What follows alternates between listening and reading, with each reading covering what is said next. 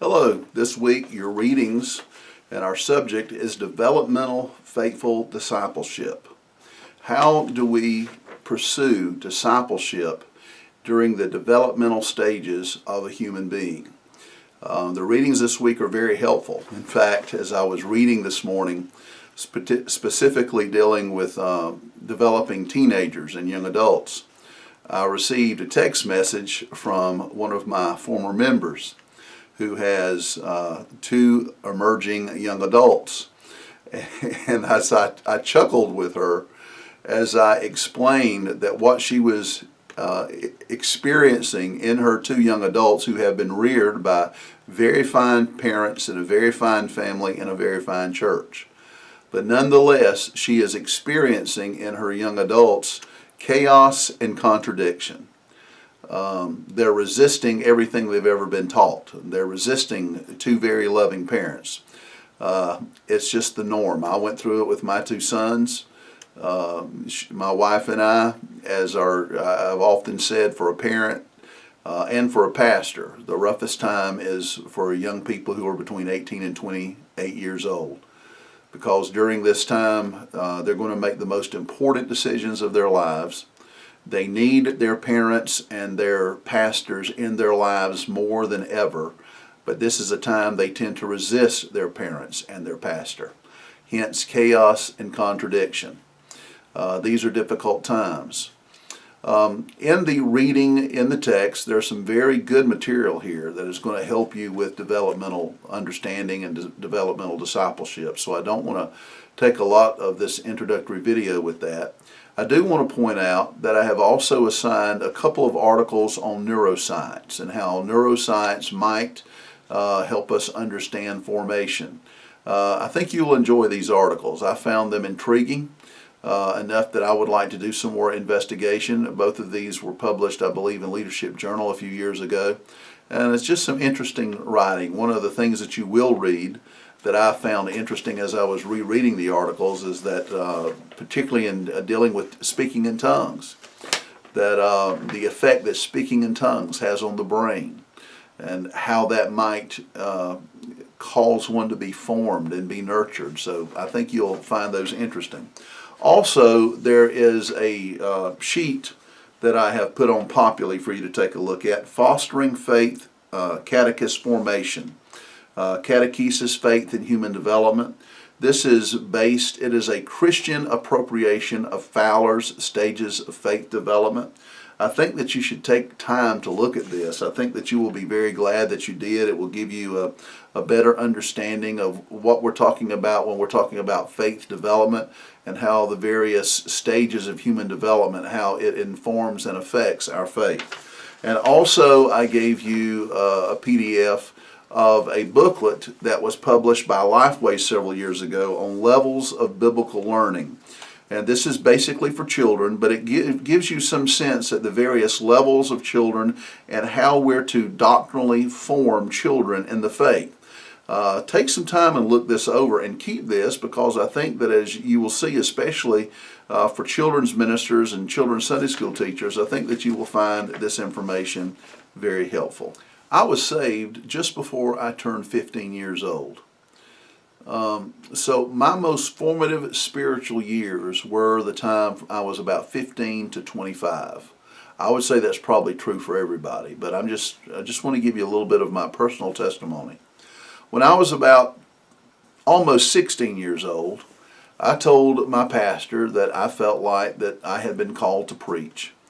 And he did one of the most important things that I think that has ever been done for me as spiritual formation. He gave me a Sunday school class to teach. I was 16 years old, and he gave me a class of about 10 8-year-old boys to teach. I had never taught a Sunday school class, but here I am in this class. We didn't have enough space. It was a large church of about 400 people, and we were short on space, getting ready to go on a building program. So my Sunday school class met in the kitchen of the fellowship hall. Put a table in there, chairs around the table, and brought these 8-year-old boys into the class. One of the 8-year-old boys' father was dying of cancer. I still know most of these boys. They're now young men. But that was a very formative time in my life. And I'm telling you this story because I want to talk for a few moments about developing young people as leaders of the church. I know that some of the remarks I'm going to make I may have made in the past, and I know that there can be somewhat contentious among some in the church, but I just believe them to be true.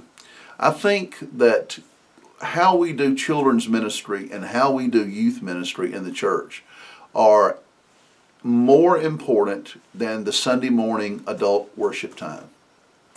I think that we need to do church, raising our children and forming our teenagers to make godly adults.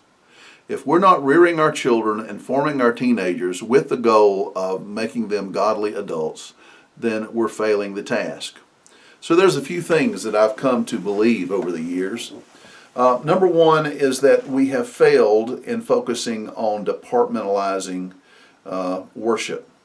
I really think it's a mistake that we have separated our children and our young people from congregational worship. One of the things that you will read in the textbook is that proper, faithful, developmental youth ministry means that it needs to be tied, joined at the hip with the local congregation. A few years ago, I called my youth pastor in the office, and I was the new pastor at the church, and he had preceded me there for about a year. Brilliant young student pastor, loved him. He and I maintain contact to this day. But I told him, I said, we're about to change the way you do youth ministry. And he said, what do you mean? I said, well, your youth ministry has a logo, it has a title. Everything about your youth ministry is separated from the church. Almost none of the teenagers come to church on Sunday morning. We had 40, almost 50 teenagers coming to church on Wednesday night, but none of them were coming to Sunday morning.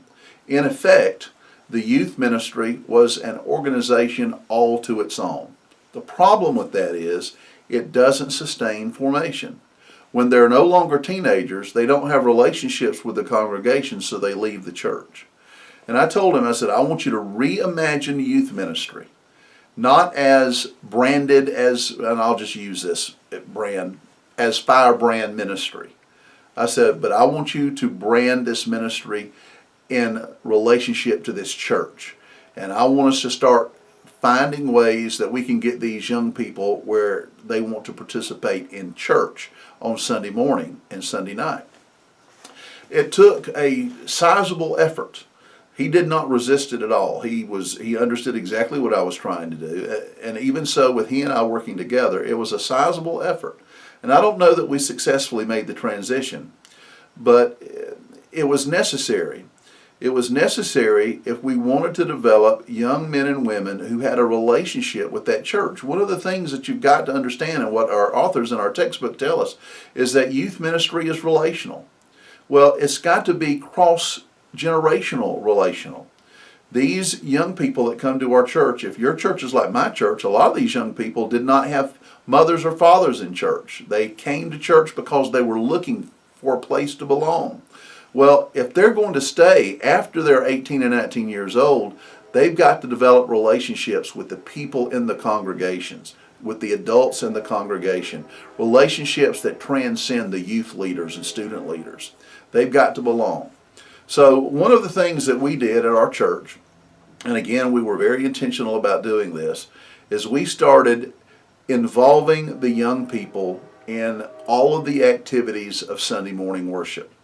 I had 12, 13, 14 boys and girls, young men and women, receiving the offering. I told the chair of our usher committee, I said, I want you to start going through these young guys and girls, these young men and women that are 12 and 13 years old, and I want you to start training them and using them as ushers. So we did that. We trained them and used them for ushers. We began assigning some of our younger teenagers to assist in kids' church, to assist in the nursery. We gave them work to do.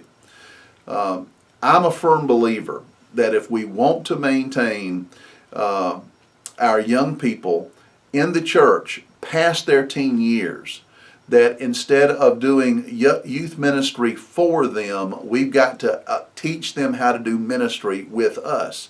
I believe, by the way, that my pastor, when I was 15 years old, 16 years old, when he gave me that Sunday school class to teach, that was one of the most maturing and formative times of my spiritual development.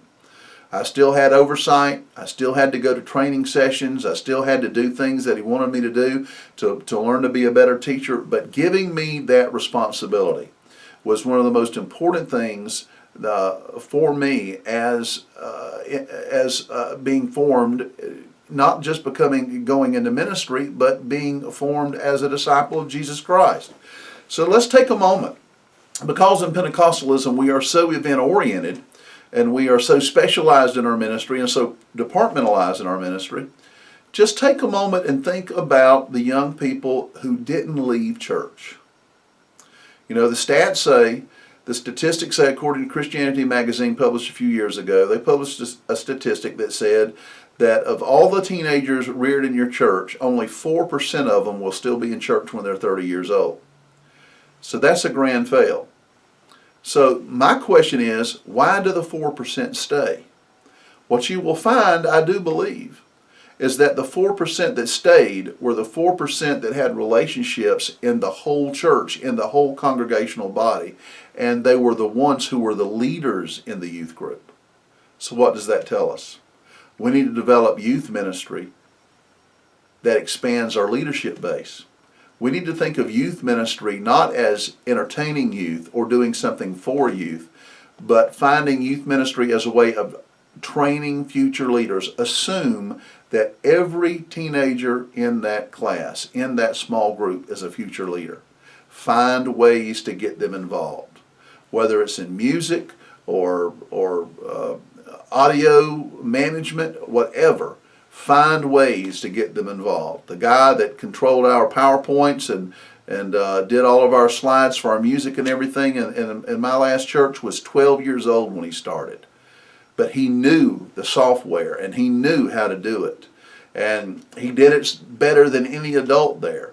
And I pastored that church for 6 years. When I left, he was still doing it. That was how we plugged them in. I found the kids that wanted to be the usher, by plugging them in, they were happy to do it. So I think that's one of the things that we've got to do, is learn how to do ministry with our young people instead of for our young people or to our young people. The other thing that we're going to talk about is adult developmental discipleship. The Pew Foundation published a study a few years ago that said, depending upon one's educational background, that adults, only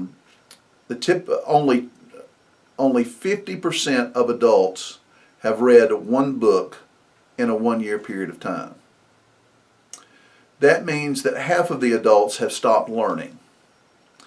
We assume that adults are always learning, that adults are always inquisitive. That's not true. And that poses a real challenge for developmental discipleship.